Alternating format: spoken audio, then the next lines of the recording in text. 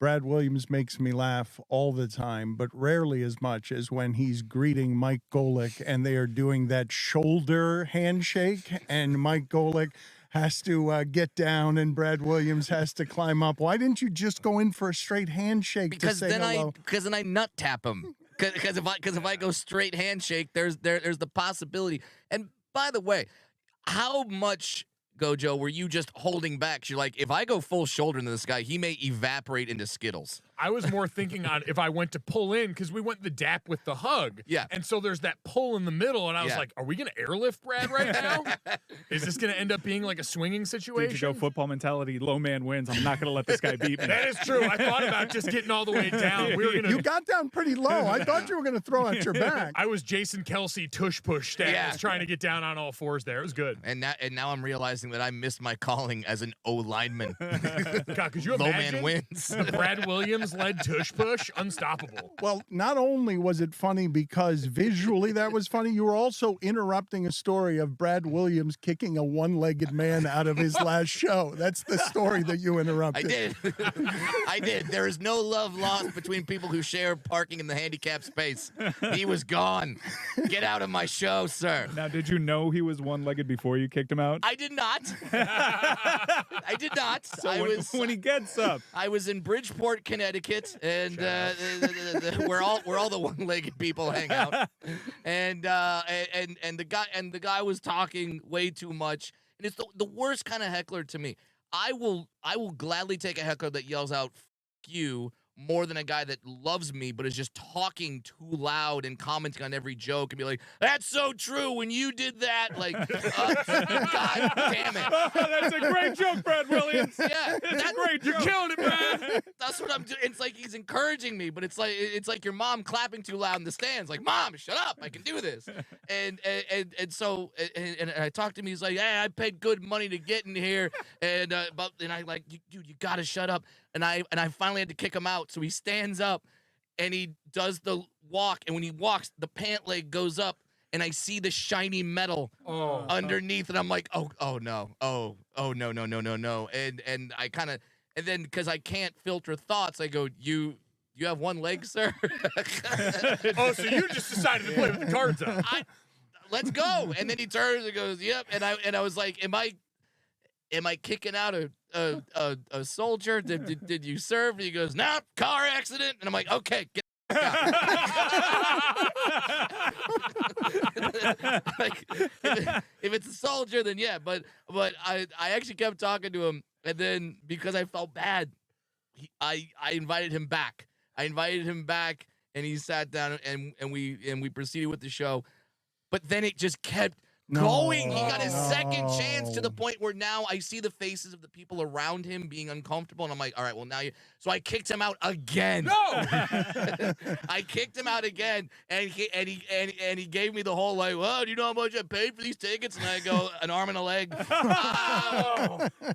So we kicked him out, and yeah. So I yeah. Congratulations! Wow, that's my first Congratulations! Oh, the most memorable days of my life when my daughter was born, my wedding day, and my first Hakeem Nicks laugh. Yes. Well done. I want to talk to you a little bit about comedy, because you went and saw Jon Stewart and Jim Mulvaney, as I like to call him. Jim Mulvaney's a very good comedian. Yeah. But before we do that, I in general, right, I see that 4 of the top 5 Netflix movies are now R-rated comedies. There's a hunger for it. And the audience is rating Bill Burr's Old Dads very well, but the critics hate it. Perfect. Yeah, that's kind of where you want to. That's a good sign. That's where you want to be if you're Bill Burr. But what did you get from watching? I didn't know that Jon Stewart was doing a lot of stand-up these days. I didn't know either, and the tickets went on sale, and thankfully, I have a Live Nation rep who's doing my theater tour, which you can go to bradwilliamscomedy.com and get your tickets all over this great land of ours. Okay, there's my plug. And then I have the same rep, so he got me tickets, and I got to sit down and watch Jon Stewart and John Mulaney do stand-up. And I'm just going to say this. I'm not good at comedy. I'm not good. They're very good. But the thing that made me happiest watching them do stand-up is in the middle of excuse me, Jon Stewart's set, a siren started going off in the lobby. I don't know if it's a fire alarm or some sort of siren went off in the lobby, and it made me so happy because I'm like, you're at the highest level of this, and you're still dealing with that. Like He's just like me for real. yeah, that has happened to me at a comedy club at Stand Up Live in Phoenix, Arizona. Sorry for my cough. Let me get you water. Yeah. That's okay. Let's get Brad some water. I'll filibuster Yeah. for you. No, for I a got it second. now. And let's get him water and a COVID test. Yeah, I got it. Close the door, by the way. Yeah, and let's get some fans in here circulating the air. $15 in fines. God, you're gonna have okay. to. You're gonna have well, to leave that's here. what it costs to do a damn Hakeem Nicks laugh. But yeah, so I had a fire alarm go off once during a show. Nope, it's back. But I dealt with it the whole show.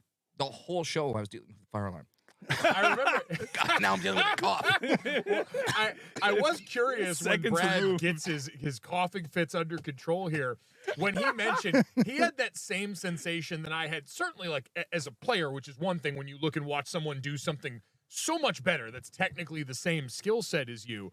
But even now in doing the broadcasting job, like I have such a vivid memory since I call college football games in the analyst role of driving home one night from ESPN, and I was listening to Doris Burke on the radio call of an NBA Finals game, and I'm listening to this, and I'm going, just the way that she explained certain situations down the stretch, there were technical things in addition to her general thing where I'm like, I'll never be that good at this thing that we're both technically the same job title at, but she is so infinitely better at. And so I was wondering, as you're watching Jon Stewart and John Mulaney, like, is there something technically as a comedian outside of just great punchlines as Brad pays off, thankfully, the many dollars in fines he owes?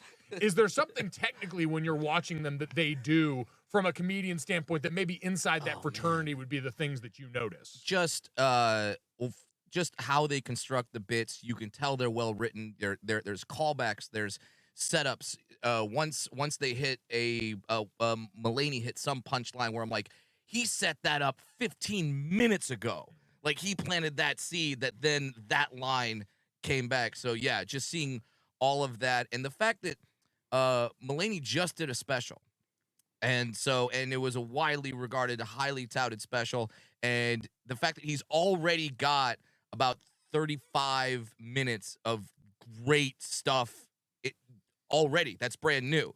That's what angered me, where I'm like, oh my. Like, I felt something very close to awe the other day watching Neil Brennan, co-creator of Chappelle's Show, go into the Comedy Store 1.5 minutes before his set, pull his car up, Yep. go on stage, crush for 16 minutes, 90 seconds after pulling up, Yep. and then leave because he's just sharpening material for a special. And one of the things that he did, GoJo, is that he was talking about mental health and athletes and took it a place that I hadn't thought of, which is you do realize that the very best of athletes, all of them are deeply mentally unhealthy, that they can't be as great as they are and keep competition of other crazy people down unless at the top of the food chain. Obviously it was funnier, but I hadn't even considered the idea that you almost have to be a little bit imbalanced in order to be excellent at sports. I've always asked the question of, would most people consider it worth it? When you really see that up close and personal, what it takes from someone in order to achieve at that level, when you've seen a great player like that, who has that obsession that clouds the rest of their life sometime, affects the way that they are post-career, the way we all think of Michael Jordan, would most people, if they got to see that up close, look at all of what they got as a byproduct of being that great at the sport and say, is it worth it? Because there's just so much life after sports that can seem largely miserable sometimes when you've got that as the backdrop. What are you making faces about? Because every time I have, the algorithms get me and are always showing me, would you do this job for $50 an hour? And then, it's somebody on the side of a skyscraper. Yeah. Almost everybody listening to this thinks they would take the trade of whatever the money and the Sure. glory is. No, I was making that face because you said you said the words, was it worth it? I know a famous comedian, I won't say his name, but he got some death threats, and they knew that they were possible. Like they were, it was definitely something Credible. Credible. That's the word. Thank you, journalist. So The I love FBI was how- called in. I was searching. I love was how you searching. mentioned that you're never going to be as good as Jon Stewart Yep. and John Mulaney, and Yep. you spent the next 7 minutes proving it. Yep. I wanted to make sure you knew I was correct. That's how good they are, as opposed to like that. That's how not good you have to be a professional comedian. But so the guy got credible death threats. The FBI was called in, and the FBI had to tell his children that your dad might get killed. There's a credible death threat against your father. They were explaining it to him, and the daughter turned to the comedian, her father, and went, "Was it worth it? Was it worth it for Wow. all the stuff that you've done, for all the work that you've done, all the success that you've had? Was it worth it?" And that he told me that story, and I've got a 4-year-old daughter, and I'm just like, oh my God, that was a gut punch. So whether it be athlete, whether it be comedian, I'm sure there's many other, whether it be stripper, are you willing to dedicate that much of your life to Well, something? comedy is so competitive too, Yeah. though. Like famously competitive, Yeah. cruelly competitive. Like one of the reasons I admire Neil is because he's doing Comedy Store 5 nights a week, so that he doesn't get, so it doesn't get flimsy, so Yeah. he doesn't get a lack of sharpness. Name one other dwarf comedian.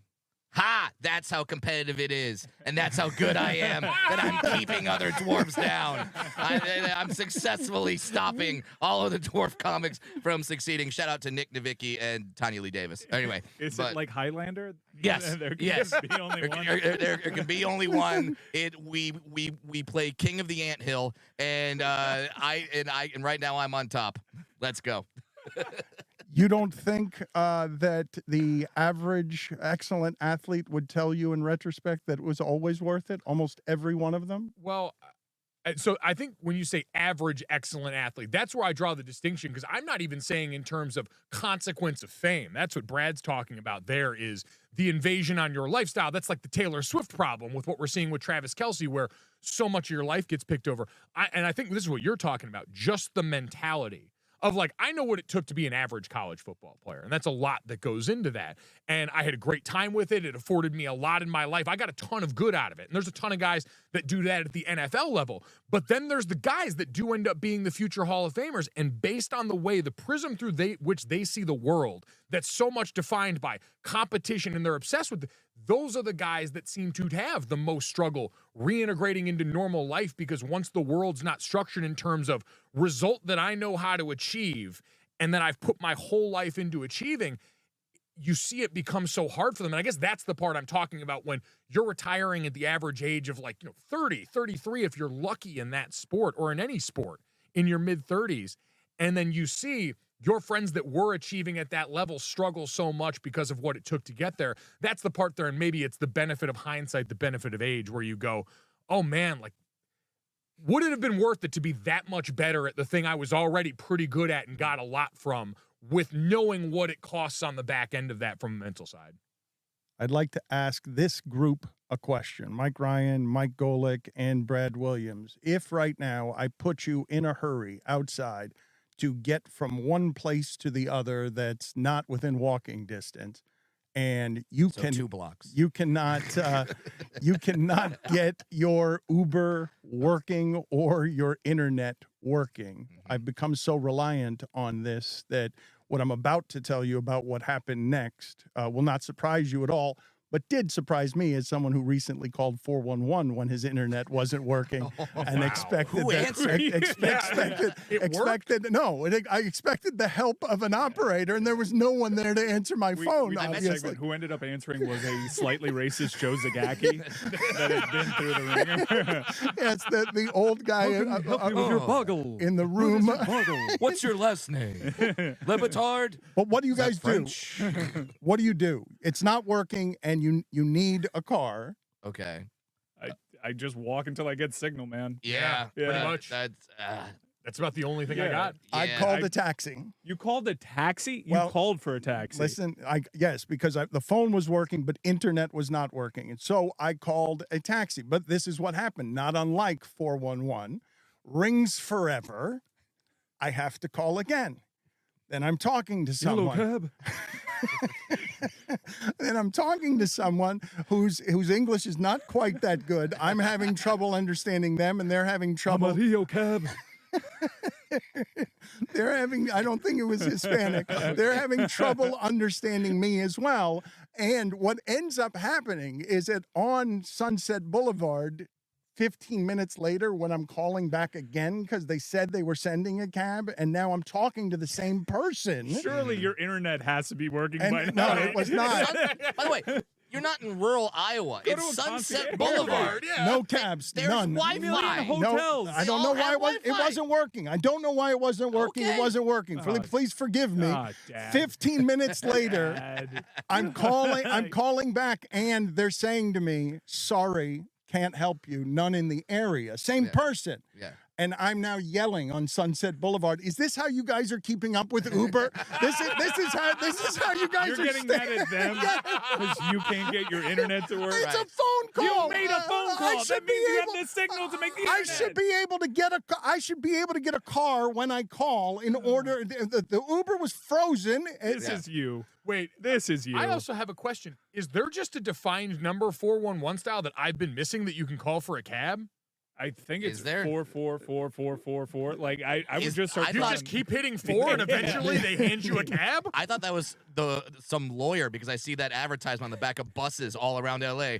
Cuatro, cuatro, cuatro, cuatro, cuatro, But cuatro, cuatro. Mike's got a better story Oh, yeah. involving yeah. an Uber So driver. LA, I found, is a pretty terrible rideshare town. Yes. It takes forever. You're better off scheduling. Yes. I Big had time. to catch a movie, and I was in a bit of a rush, and I know it takes about an hour to get anywhere, so I'm running out the door.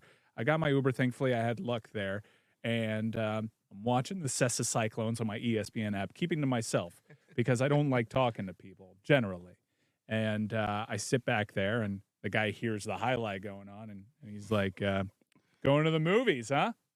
Because I had the location put in Yeah. there. I'm like, "Yeah." He's like, "You in the industry?"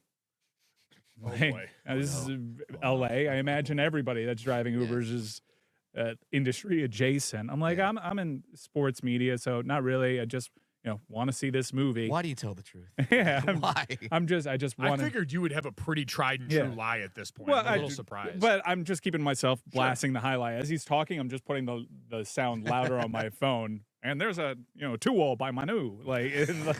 You would take the point, but no, this guy clearly wanted to get somewhere. So a little bit more silence. It's only filled by the Cessa Cyclones dominating the Wall Warriors.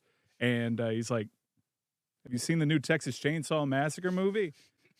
And which is also on. I haven't mapped out a top 50, but that's up there on things I don't want my driver to be just asking me. Like, where is this going? what time of day was this Yeah. at, by the Luckily, way? it was daytime. and Okay, I was going to say. No, but wait till you see So where this ends he's up. got- Do you ever like been in Huey Lewis in the news? he's got You ever some- been inside a Turkish prison? so he's got sunglasses on and like prescription eyeglasses over it, and he's got long gray hair. He's a big guy.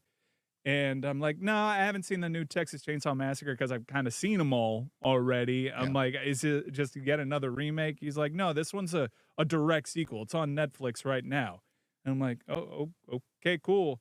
And he's like, and Leatherface is driving you. And again, haven't mapped out the top 50 things I want my rideshare driver to be telling me, but I don't know where this is going.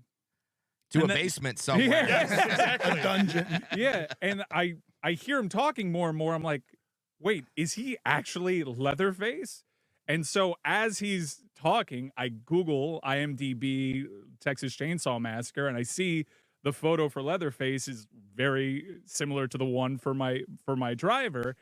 And I'm like, it's a different name. And he's like, I'm only doing this because the strike's going on. I was about to say, yeah. And it was legitimately Leatherface who's been making money during the strike, driving ride shares and going to horror cons, and I guess promoting Rider by Rider, the new Texas Chainsaw Massacre movie. He was a really nice guy, a little chatty, especially for Leatherface, because that is a non-speaking role. I mean, he's got a lot of things to say. Yeah. Clearly, one, got pent-up speech from that role, and two, out here slinging it out the trunk however he's got to at this Yeah. point. No wonder he's chatty. Hustling. And that was there's a couple like welcome to LA moments. Usually it's like, wow, I can't believe this concert's in town. But also it can be like, wow, the guy who made a Leatherface reference was actually Leatherface this time. What were the seats in the car made out of? It was leather. It was leather. What kind? And also something that he said at the very beginning of the ride, he's like, you're one lucky rider because this is one of the best Ubers in town. I'm like, okay, it's an okay car. He's like, and then he, like 3 minutes later, he's like, you're being driven by Leatherface. I thought for sure, because usually when I think best Uber in town, you got a bunch of mints in the back there. Yeah. Chargers. I Charger. prefer a Charger. I like the Charger tree that lets me know you're cognizant of everyone's Yes. needs. Yeah. Maybe a White Claw if you're feeling fancy. Oh, a water. Oh, yeah. Water, because you never know. It could be late at night. I could be really using this water. Yeah. But I'll take Leatherface is on the board now in terms of, I'm like, thank you for the cocktail party. Sorry. I was waiting for Mike to pull up his shirt and show us the scar from where his newly removed kidney is or was. Yeah. Right now, I'm trying to think of a top 5, like, you do not want that actor or that part driving you in your Uber. And Leatherface, I think, is on there. It'd be pretty high, yeah. Yeah. When he first mentioned it, we were talking about like the movie, and I thought it was a plot point. Like, okay, the movie opens and you're in a car and Leatherface is driving. I still hadn't pieced together, but apparently this is something that happens That's in Los legitimately Angeles. horrifying, though, to get from your driver in a strange car that movie and the Leatherface is question, driving. the randomness of have you seen the new Texas Chainsaw Massacre? Obscure and weird enough to really frighten you. Is that the worst place to encounter this guy, or does he use the same line at a bar? Like, when he's trying to pick up chicks. He's and used it's that line all the have time. you seen the new? 100%, but at least in the bar, you've got company. Yeah. Like, you've got exits, you've got other Right. people around here. It's Mike and Dude, and that dude is quite literally in the driver's seat of this conversation. Have you seen the new Texas Chainsaw Massacre? Hits the button, click. Oh, And I gotta tell you, wearing sunglasses with prescription eyeglasses on top of it is a bit of a startling look. When someone starts talking to you about the Texas Chainsaw Massacre, you start being very perceptive. That looks like and sounds like a description of someone who has taken their work home with them. Yeah. Oh, he's method. Yes. He's definitely method. What else makes a great Uber ride? We have, I believe, Miami, because of the humidity, leads all of the world in Ubers that smell like cheese and feet. But on the positive end, you guys have noted all of the things where you're like, okay, I'm giving this person the highest of ratings. In Miami, Yes. my bar is very low to like just get me there in one piece. Oh, something else that happened to me last week. I didn't tell you guys. I was in a rideshare that got in an accident. Oh, see, that's by far to me the worst. If you're talking Yeah. about the polar opposite, Dan, that's the worst outcome. Accident in a ride share. Yeah, Right. he merged lanes, and I was in the back seat. I hadn't put my seatbelt on yet because I don't actually do that when I'm in a rideshare. And I'm like, did we just hit that car? And sure enough, they pull up and I'm like, this is actually happening right now. And they went at it for like a good 15 minutes, and I didn't step out of the car because I kind of didn't want to be. If a cop pulled up, I didn't want to be questioned. So I thought I could hide because there were tints on the car. And as they're wrapping up their conversation, the lady that was in the other car comes up to the Uber that I'm in and just starts peeking in like this and doesn't see me because the tints are that dark, but it was like mad creepy. And so I didn't know what I was supposed to do. So I went on the interface. I'm like, hey, car got in an accident. Can I get $13 back? As Immediately you do. went for the refund. You didn't Yeah. check on anybody. Well, you okay, didn't you Stugotz is strong. in You him. would, you would admit that requires some sort I of was discount. waiting for you to just order the other Uber Yeah. to your crashed Uber and Uber away from that Uber. I was thinking about it, but also I'm in LA. And I'm like, the time that it will take for me to get a new Uber is probably greater than Also the time fair. it takes for them to settle their differences and exchange information. That was literally my thought process there. But I just put in a claim and I put, I was in an accident. And then the legal department steps in and, are you all right? Are you all right? They're following up like crazy. And I keep it going for a little bit because I'm like, I want to maximize whatever I can get. Maybe I get $50 in credits. Nah, my back's a little And, sore. and I mentioned, like, thankfully no one was hurt and I haven't heard back. First mistake. That's what you would have heard me shouting on Sunset Boulevard. I should get a discount for this. What are you gonna do with $50 in yellow cab rebates? You guys, They're gonna mail it to you. When I asked the three of you the question, you were all buffering. Like, what do you mean? What do we do if the Uber doesn't work? There are no other moves. Also, you're on Sunset Boulevard. I want to see Dan Le Batard on an e-scooter. I want to see you. I thought about that. I saw one of them, and I thought you had about to realize that. how you had to pay for one. I was gonna say, You would he have been couldn't like, get to an e-scooter from the payphone he couldn't was calling scan on. it with my phone. The internet wasn't working. I couldn't Dan, the scan internet, it. You made a call. The internet was working. It was working. I love riding an e-scooter because it makes my day because of the convenience, and then it makes the day of anyone else who happens to see me riding an e-scooter. They're just like, well, I was having a bad day, but there's a dwarf on a scooter. I'm good.